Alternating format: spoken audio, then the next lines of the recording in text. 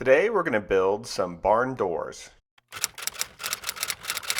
My friends over at Rustica Hardware sent me over a bunch of barn door hardware to play with. The two major components of this system are the tracks and the hangers that roll on the tracks. The tracks are held in place by lag screws and adjustable spacers.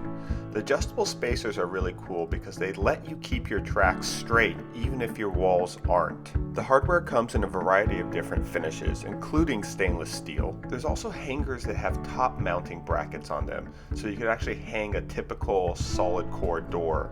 They also have some really cool specialty pieces like these hangers, which actually have wheels that clamp on both sides of the track so that they can't come off.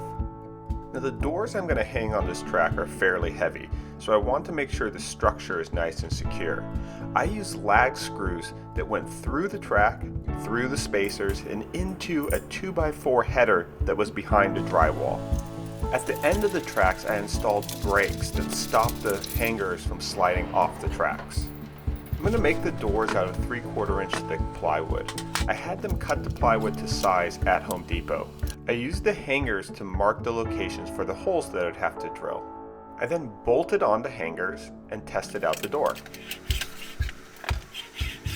For the largest door, I'm just going to take a sheet of 3/4 inch plywood and paint it with chalkboard paint.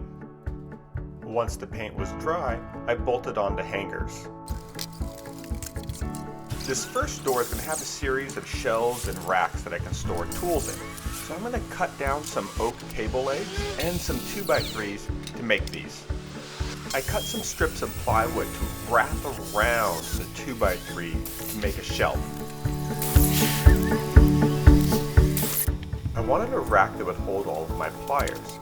So I marked the width of my pliers onto one of the pieces of oak and then drilled out holes so that I could slide the pliers right in.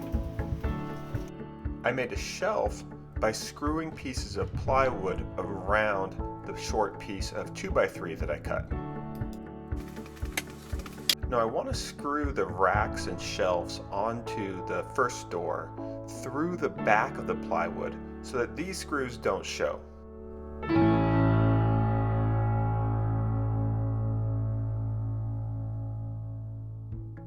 This is the door I was most excited about because I'm always looking for a screwdriver or a pair of pliers.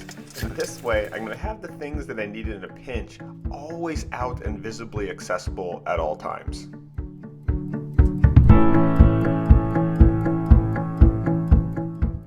It sort of serves as a mobile toolbox, but the tools are visually accessible rather than being hidden away in drawers.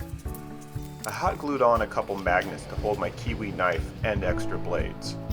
For the third door panel, I wanted to make a sliding bookshelf. So I cut some 2x2s and some 1x4s with my compound miter saw. Now most 2x2s are a little bit warped, so I didn't get them from the construction section of Home Depot. I actually went into the section where they keep all the pine boards, and these are a little more expensive, but they're a lot straighter and easier to work with.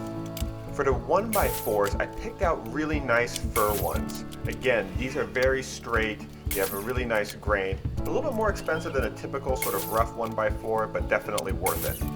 This hanging shelf is basically a ladder-like structure with the 1x4s on the outside to sort of hold the books in place. I screwed all the pieces together with finish screws, but I want to make sure the wood didn't split, so I pre-drilled holes for all the screws.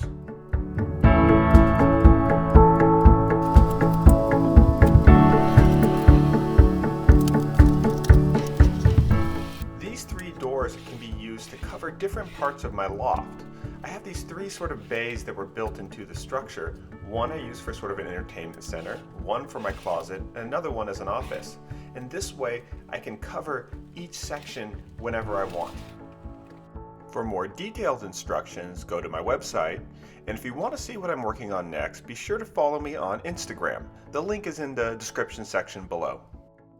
And please subscribe to this channel if you haven't already.